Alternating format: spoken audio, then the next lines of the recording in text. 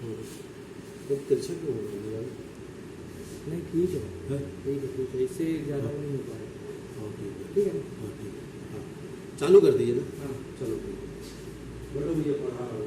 Hello dear, कैसे हैं आप? Very good morning.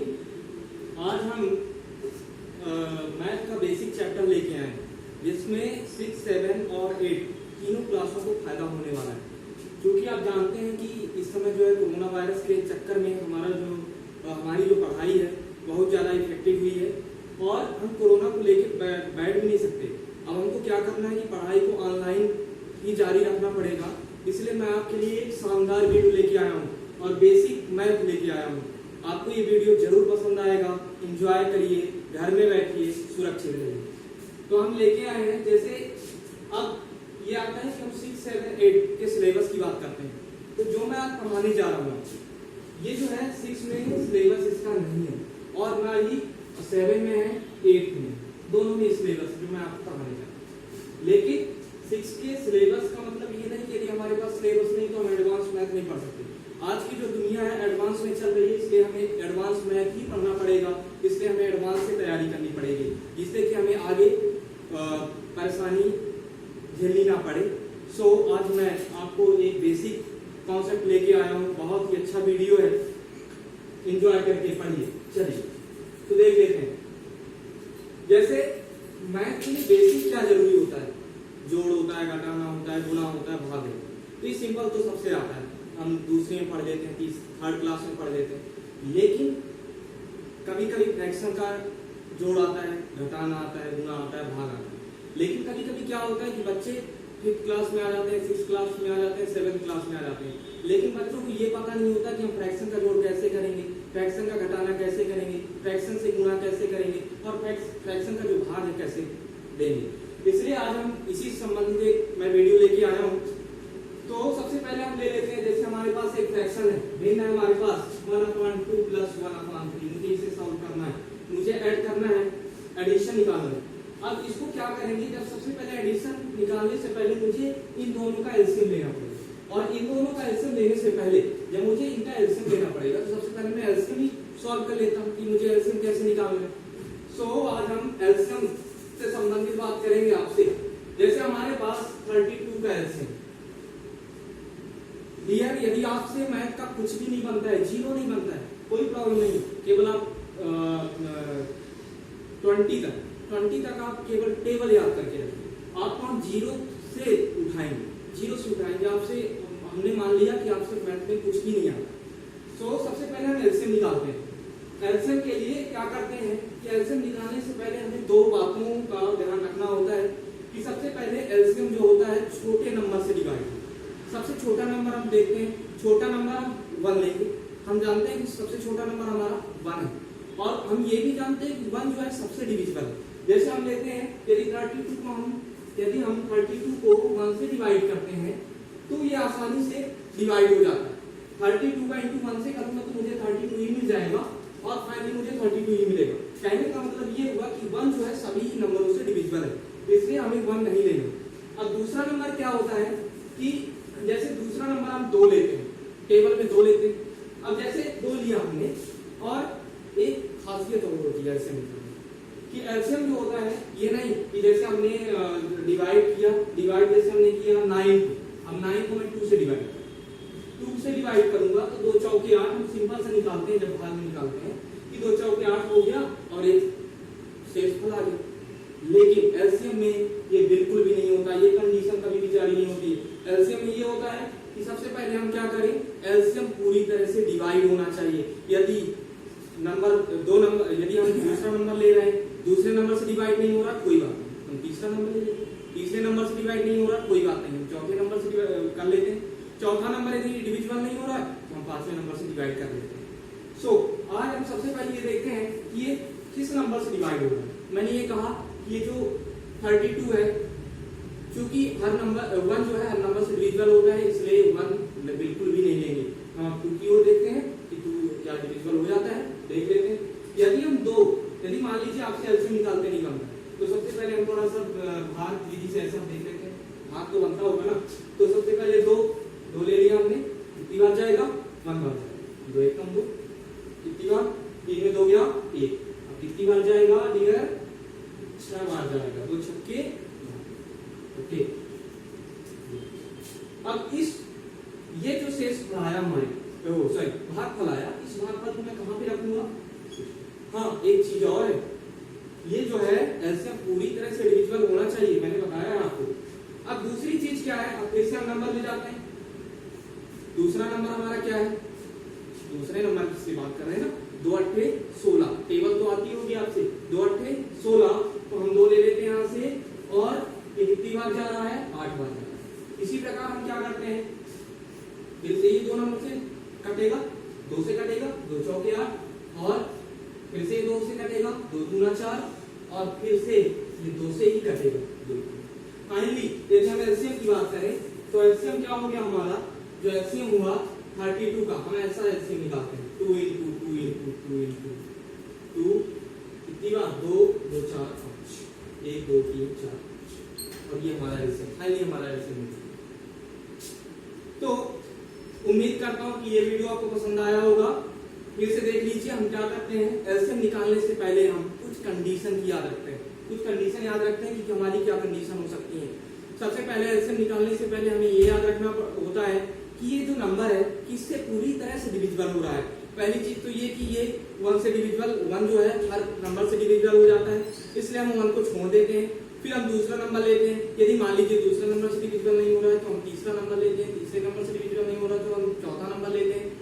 इस तरह हम नंबर लेते रहते हैं, और हमें याद रखना होता है कि जो नंबर है पूरी तरह से डिविजिबल होना चाहिए। तो अब हम इसी तरह दूसरा क्वेश्चन ले लेते हैं। दूसरा क्वेश्चन,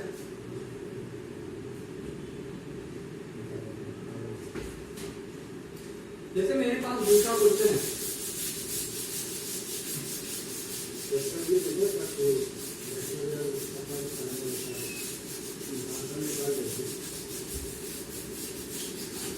जैसे हमारे पास दूसरा क्वेश्चन है, दूसरा क्वेश्चन हम ले लेते हैं। जैसे हम ले लेते हैं 25 को मुझे एलसीएम निकालना है। अब 25 का एलसीएम निकालने से पहले अब हम ये चेक कर लेते हैं कि यार ये किससे डिविजिबल होगा, क्योंकि सर ने ये बताया था कि ये जो नंबर है पूरी तरह से डिविजिबल होना चाहिए। तो सबसे पहले हम 1 लेते हैं, 1 तो सब में डिविजिबल होता है, ये हमने बताया था। अब मैं 2 ले लेता हूँ। यदि मैं 25 का डिवाइड 2 से करता हूँ तो मुझे कितनी बार आएगा? 2 1 जा 2, कैंसिल हो गया, 5 यहाँ से आ गया, 2 2 जा 4, लेकिन यहाँ से 1 से इसको बच रहा है। और मैंने क्या कहा था कि एलसीएम निकालने में, यदि हम एलसीएम निकाल रहे हैं तो एलसीएम में कोई भी शेषफल नहीं होना चाहिए। एलसीएम में वो जो नंबर हम डिवाइड कर रहे हैं वो पूरी तरह से डिवाइड होना चाहिए। तो दूसरा नंबर हम हटा देते हैं, दूसरे नंबर से तो हमारा जा ही नहीं रहा, दूसरा हटा देते हैं। अब हम तीसरा नंबर लेते हैं। अब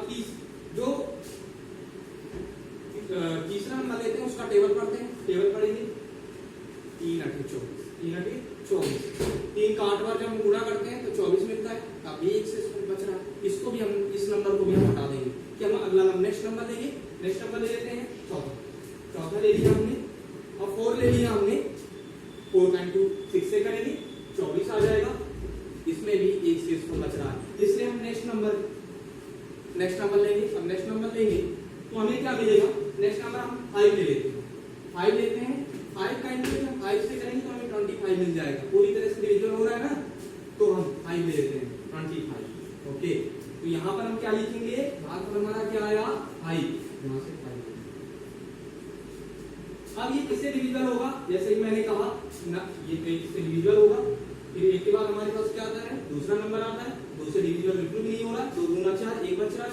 इसी प्रकार यदि हम 3 से लेते हैं तो 3 से भी नहीं हो रहा है, 2 बच रहा है। 4 ले रहे हैं, 4 से भी नहीं हो रहा है, 1 बच रहा है। इसलिए हम क्या लेंगे? फाइनली 5 लेंगे, और 5 कितनी बार जाएगा? 1 बार। अतः 25 5 into 5, ये फाइनली हमारा आंसर। तो यहाँ तक क्लियर हो गया होगा सबको। यदि आपके समझ में नहीं आता है तो आप मोबाइल में मैसेज करें, हम आपको 20 बार देंगे, कोई दिक्कत नहीं। आपको हम पढ़ाएंगे, 0 से उठाएंगे, बिल्कुल भी टेंशन लेने की जरूरत नहीं है। आपको केवल मैसेज करना है कि सर मुझे यहाँ पे समझ में नहीं आ रहा है, सर मुझे, हम आपके लिए ही काम कर रहे हैं। चलिए अगला क्वेश्चन ले लेते हैं। अगला क्वेश्चन हमारे पास, जैसे मैं छोटा सा नंबर ले लेता हूँ, मुझे लेना है 20 ले लेते हैं, चलिए 20 ले लेते हैं, इस एलसीएम हमें निकालना है, आज हमें एलसीएम सीखना है। चलिए तो अब हम छोटा नंबर देखते हैं, हमें याद आया 2 हम 20, 10 बार पढ़ूंगा तो 20 आ जाएगा, 2 से कट गया। फिर इससे याद आया कि यार ये तो 10 है, 2 5 6 10। फिर याद आया कि ना तो 2 कर सकता है, ना 3 से कर सकता है, ना 4 से, इसलिए तो हमें क्या मिला 20 इक्वल 2 into 2 into 5, ये हमारा एलसीएम। चलिए अब एलसीएम तो हो गया यहाँ से। अब मैं बात किसकी कर रहा था, मैं बात कर रहा था कि मुझे फ्रैक्शन का जो जोड़ है और घटाना है मैं कैसे करूं।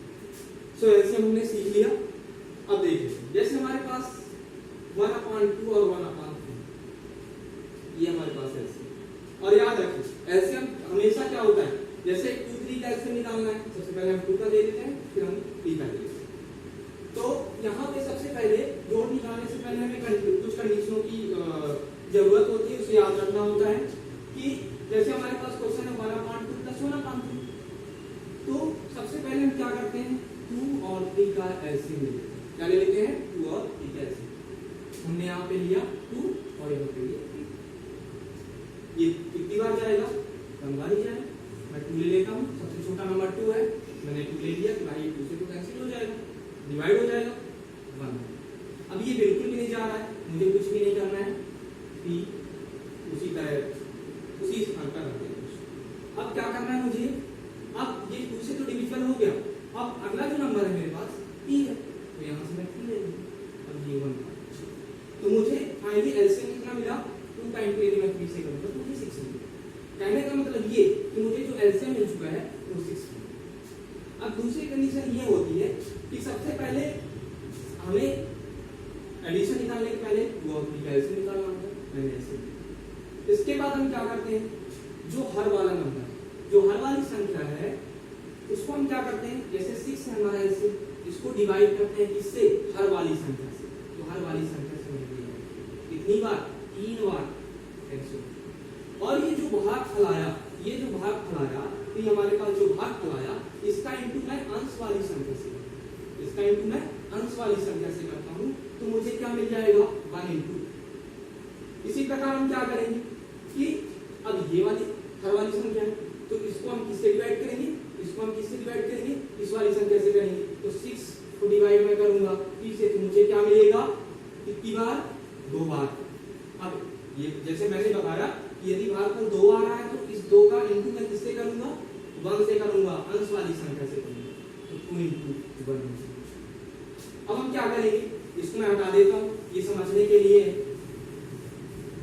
अब यहाँ पर फाइनली आंसर क्या आ चुका है, 1 का इंटू 3 से करेंगे 2 मिलेगा, प्लस 2 का इंटू 1 से करेंगे 2 मिलेगा, अपॉन 6 हमें क्या मिल चुका है 5/6। इस तरह फ्रैक्शन का हमें रिजल्ट।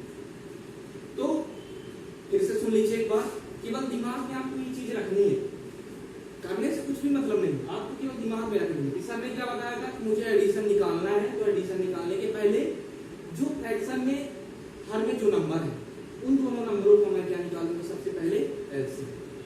इसके बाद जो एलसीएम आया, जो एलसीएम आया सबसे पहले हर वाले नंबर से उसे डिवाइड करना है।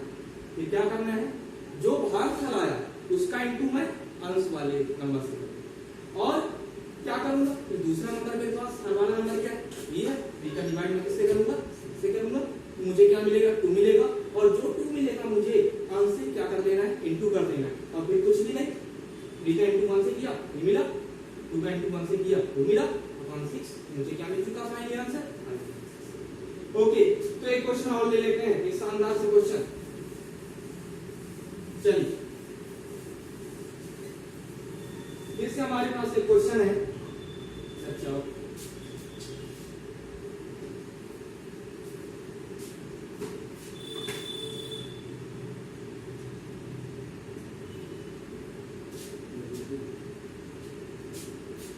एक क्वेश्चन और देख लेते हैं शानदार।